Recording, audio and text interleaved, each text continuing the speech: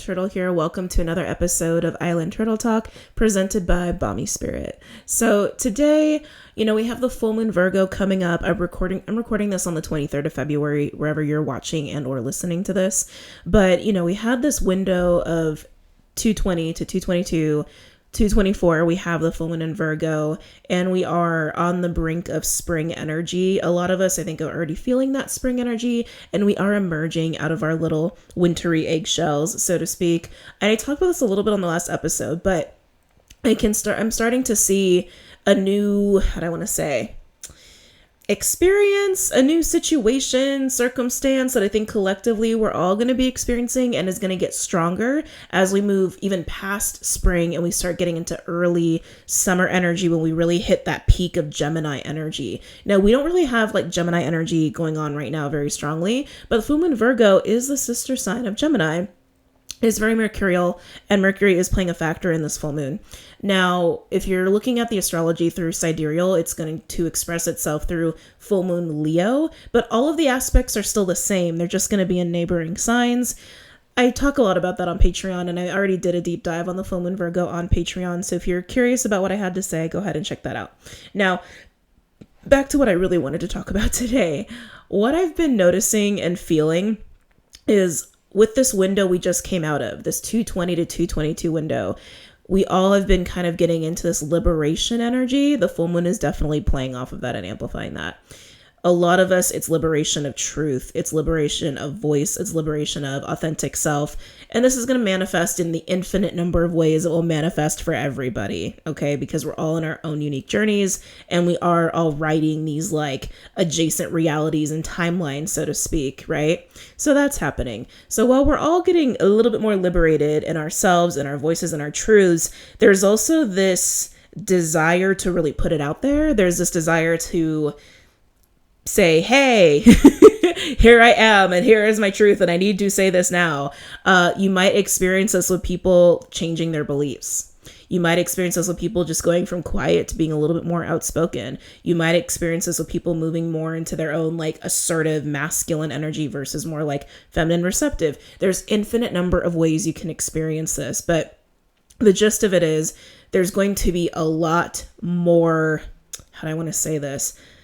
Expression of unique truths, expression of unique lenses. So I've been using this term lenses, I want to say actually even before we hit 2024. And I think it's a good way of kind of explaining this. Now, when it comes to what quote unquote truth is, there's really infinite number of truths. And that also comes down to our own personal belief systems.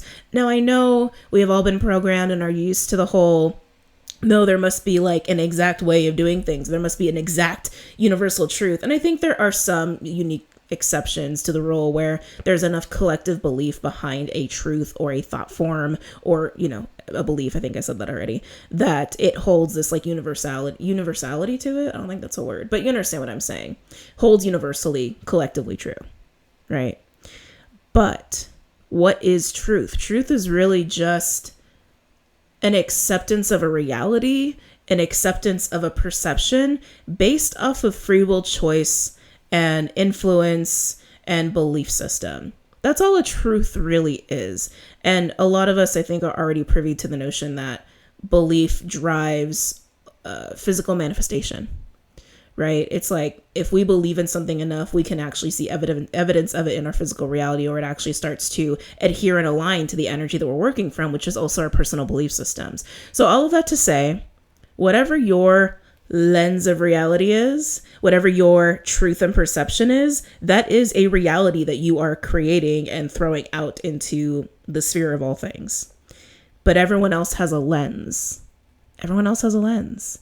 And some people might adhere to their neighbors' lenses, their friends' lenses, their family's lenses, or people that they are inspired by. Like maybe they adhere to other people's belief systems, lenses in that way, right? So coming back, we have our lens, and everyone's lens is getting louder.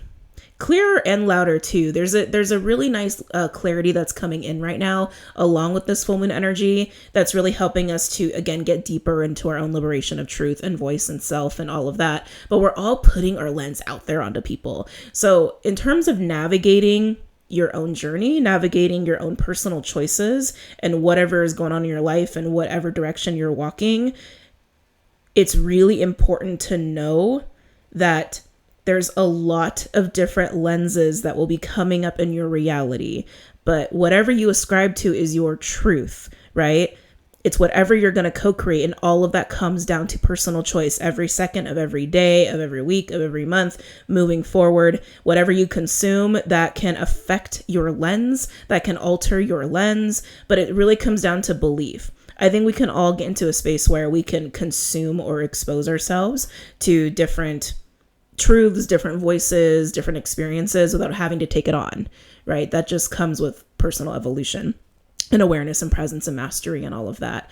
So holding on to our center, holding on to our sense of self while staying open-minded to this amplification of infinite lenses, and which are, you can even look at it as mirrors. I'm also thinking of it as like terms of hall of mirrors, like almost like halls of a mentee in a way, fractals of realities being thrown at you, being put in your face. It is important to stay open, but to hold the self. Because if we if we attach and restrict ourselves too much to what we quote unquote believe or our own personal lens, then we do become a limited being. Our reality becomes limited to the infinite potential of all that could be, and even just what we want to experience, right? We can be influenced, we can be inspired by somebody, and maybe that inspiration would actually lead to a much more fulfilling experience of self, right? So that's going to be kind of, I'm seeing a spider energy now. That's going to be kind of the tricky thing about navigating some of these energies. It doesn't have to be hard. It can be really fun, actually. It can be very fun, very inspiring, very exciting. Very surprising is the word that I'm getting to. It's like life is also meant to be very exciting and full of like play and fervor. I know that's a word, but I actually don't know the meaning of it. I'm like, I don't really know what that means, so I'm not going to say it.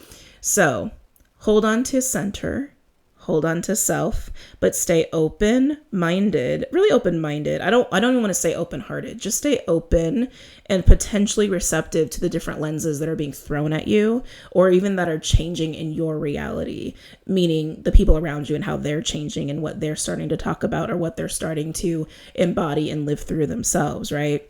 Because it can be gifts for you. It can be nuggets of tools and truth for you that you can say, okay, yes, I do resonate with that. And yes, that holds to my belief system, or that holds to who I am as a person, or what have you. And then start to, navigate and make your choices as you will. But just also know that when people are putting their lens out there, they may also be putting stuff out there that really isn't for you, or maybe could actually put you into a headspace or put you like more on a path that maybe you don't really actually want to be, or take you to places you don't really want to go. And obviously discernment comes in with that too.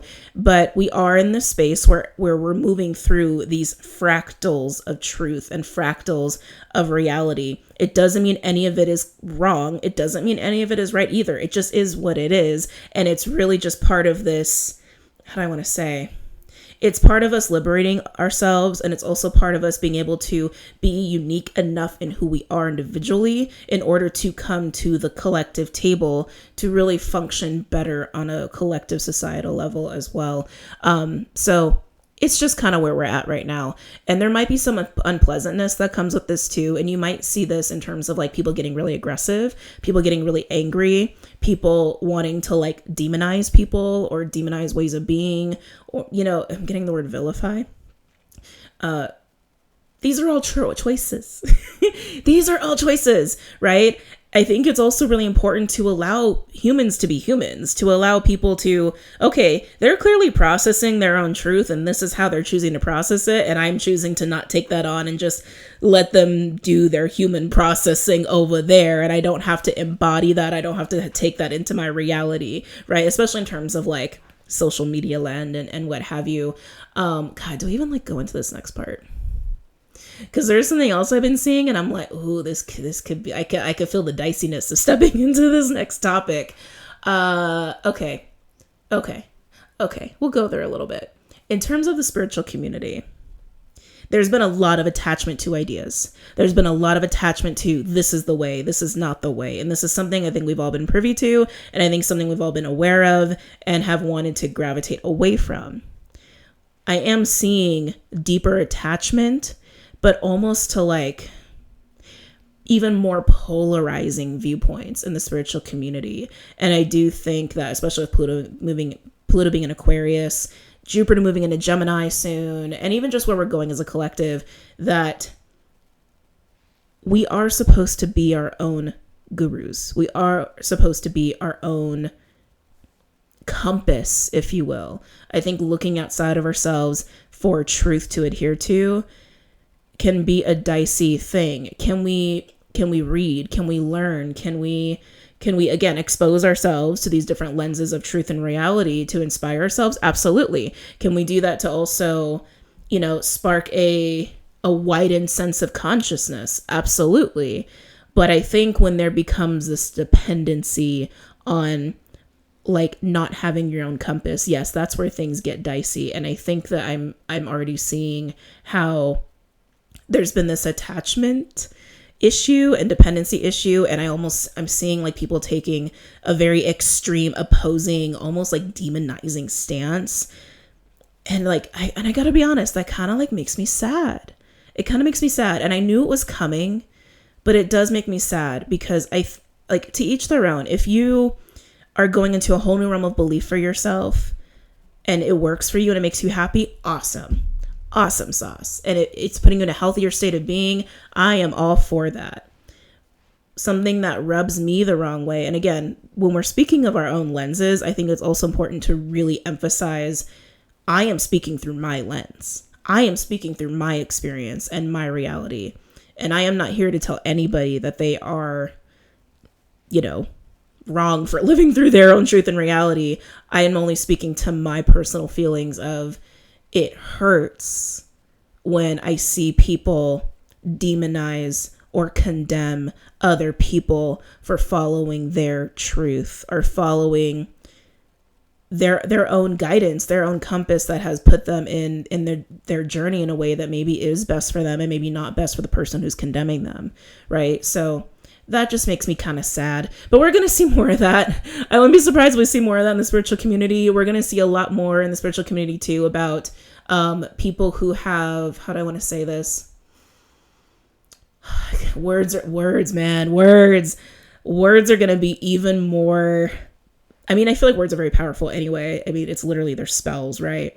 But I feel like as time goes on, as we keep moving into these energies, deeper into these energies, they're going to get even more powerful. And the awareness of that is also, I think, going to amplify too.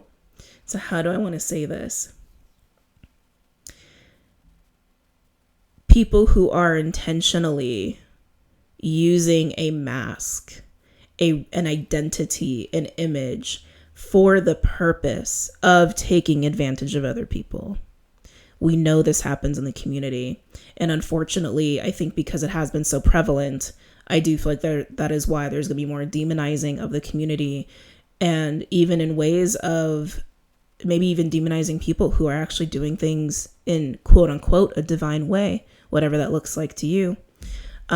But the other reason that I think there's going to be a lot of this dismantling within the spiritual community is also to really get people to rely on their own truth and rely on their own compass. When it comes to divination, I feel personally that it should always be, not always, I'm going to take that back. Again, words. When it comes to divination specifically, it is about connection to the creator. It is about connection to that God, goddess, like force, whatever your personal word and label and understanding is of that. But we all possess that. We all possess that. We are all of that energy. We are all of creator. We are all of love. We are all of light and all of the other things that come with it. Every single person on this planet, every living thing on this planet is, right? But I do think there's going to be this continued cleaning house, but it doesn't mean everything that got us to this point in the community is bad, or everything that got us to this point in the community should be thrown out. Like, don't throw the baby out the bathwater kind of a deal. It should just be learned from, and we should just continue to evolve. That's also what we're here to do. We're just here to grow and evolve. Anyway, I went way off on my tangent. well, way down that little rabbit hole for a minute, but I think it just also needed to be said. And I also want to say too, like, while we're in this energy of getting into spring and our voices feel more liberated, we're ready to be out there more, we're ready to be more assertive, outspoken, maybe even change our priorities to maybe be more playful or just live in life a little bit more. I also want to say to practice patience with people as best as we can, because we are all in this together, and again, we are all one. And I don't know, like, I also feel like somehow that's been forgotten along the way, but excuse me, shaman burps. But we are all one, and we are all in this together, and some of us are going to struggle sometimes while others are not, and it just kind of is what it is. So practice patience, practice holding on to center, holding on to self, be open to inspiring, influential forces and people that put you in a much more nourishing, healthy, happy state, right? Because there could be, again, influences that don't make you feel good. I'm not saying nurture those, but just nurture what nurtures you, right? So these are just common things I think that are worth living by, but that's, again, me and my own personal lens. But those are just some of the energies that we have going on at this time. Is there anything else I wanted to mention? I feel like there was something else. I could feel other things like wanting to come up to the surface, but maybe it's not really time to talk about it. Maybe this just had to be a reminder.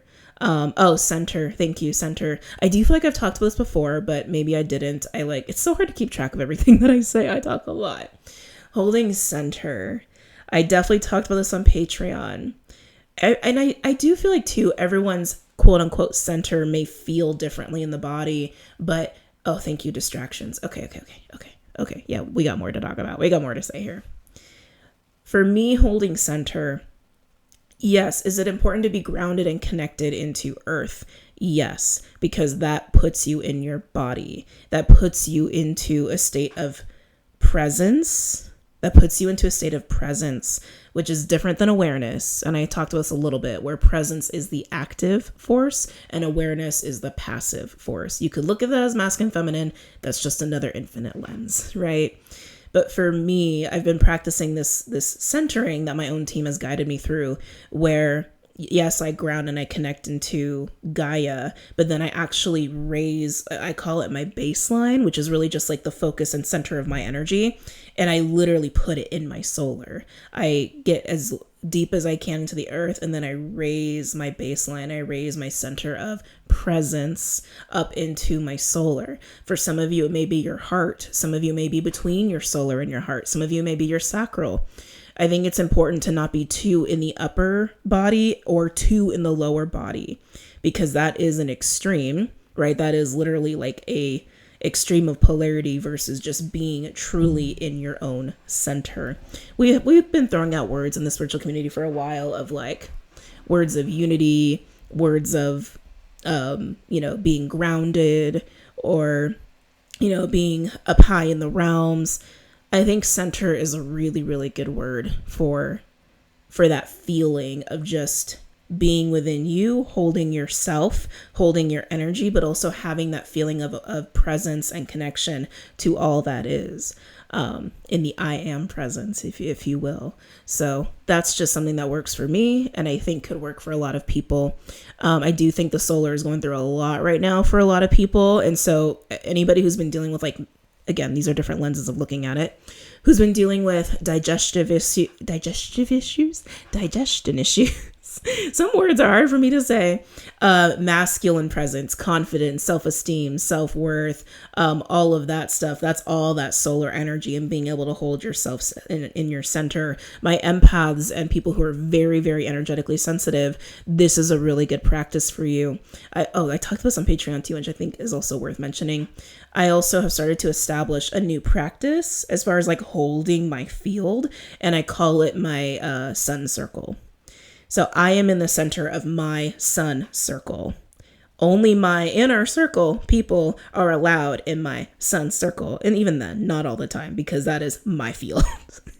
That is where I need to hold myself, right? So visualizing it, like the ecliptic of Earth, for my astrologers out there, right? It's like, this is your VIP sacred line, holding the line. And there's all these people who are outside of it, and maybe you let some people in, sometimes maybe you don't. But just visualizing it using like the energy of the sun from my solar and extending that out as a circle has really helped me a lot. So maybe that'll also help you moving forward. When people are throwing their lenses of truth at you, or you're being exposed to different lenses of truth, especially via social media, YouTube, all of that, there's just so much bombardment that happens there. And keep in mind, it can be very distracting for you and pull you out of your center, pull you out of your sun circle.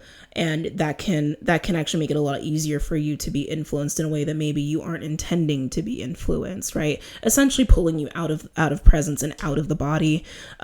So something else to be mindful of, to practice that center circle sun space state of being, and be very aware of how certain foods, certain people, environments, music, media, all the things make you feel. Those are going to be really good indicators as far as like, oh, this does nurture me and it's different and it's new, but I'm going to allow myself to be open to that because it does feel good and it's taking me in a new direction. Ooh, that feels really bad. That feels really toxic. I feel drained. I feel gross. Definitely don't want anything to do with that, right? So just trying to sorry. I'm like, I got all this into this like center of sun energy, so I'm just like, I'm buzzing a little bit now.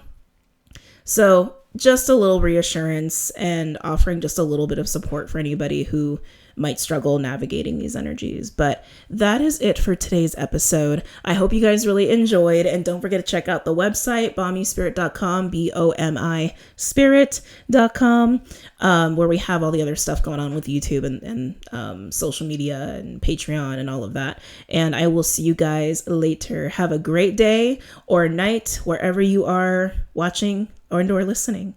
Talk to you guys later, okay? Namaste.